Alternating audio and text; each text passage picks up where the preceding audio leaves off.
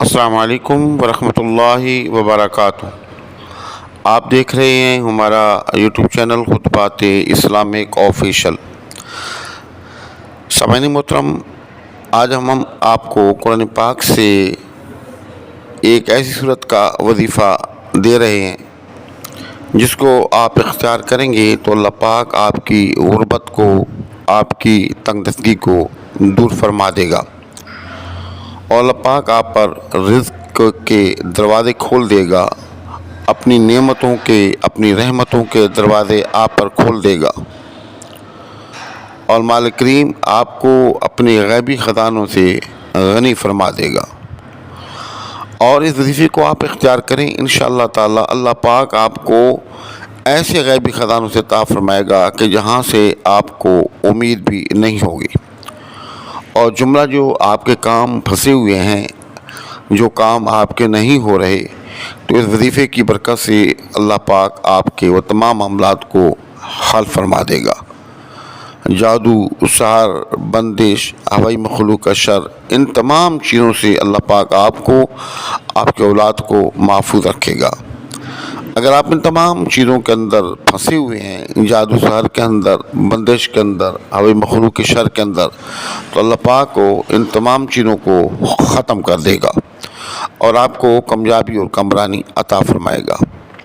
ہمارے وظائف کی ایجاد کے لیے لازمی ہے کہ اگر اب تک آپ نے چینل سبسکرائب نہیں کیا تو چینل کو سبسکرائب کر لیں،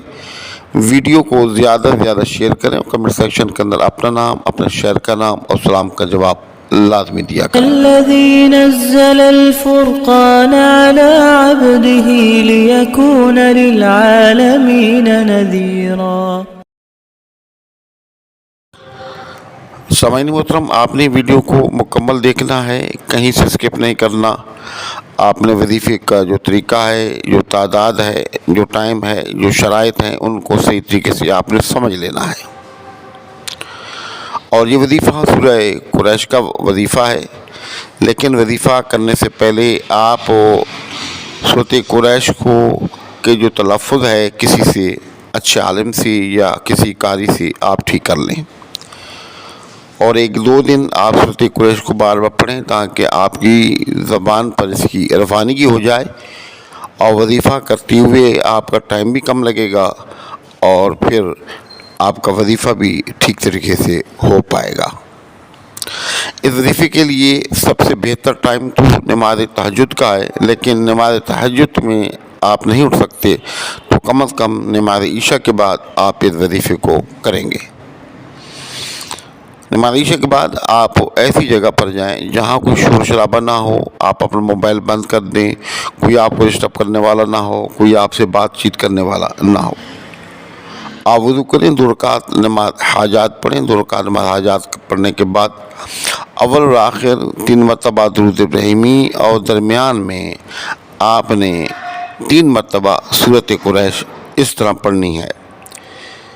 کہ بسم اللہ الرحمن الرحیم لإیلاف قریش ایلافہم رحلۃ الشتاء والصیف فلیعبدوا رب ھذا البیت الذی اطعمہم من جوع وآمنہم من خوف۔ آپ پوری سورۃ قریش جب پڑھتے ہوئے آئیں گے، جب آپ یہاں پہنچیں گے الذی اطعمہم من جوع وآمنہم من خوف، یعنی کہ آخری آیت مبارکہ پر جب آپ پہنچیں گے تو آپ اپنے مقصد کو ذہن میں لیں گے، اور مقصد کو ذہن میں لے کے آپ نے اس کو 313 مرتبہ اس آیت کریمہ کو پڑھنا ہے، یعنی کہ سورۃ قریش کی جو آخری آیت ہے اس کو 313 مرتبہ پڑھنا ہے۔ تو اس طرح آپ کی سورۃ قریش 1 مرتبہ مکمل ہوئی، دوبارہ اسی طرح آپ سورۃ قریش کو پڑھیں گے، یعنی کہ 3 مرتبہ اسی طریقے سے آپ نے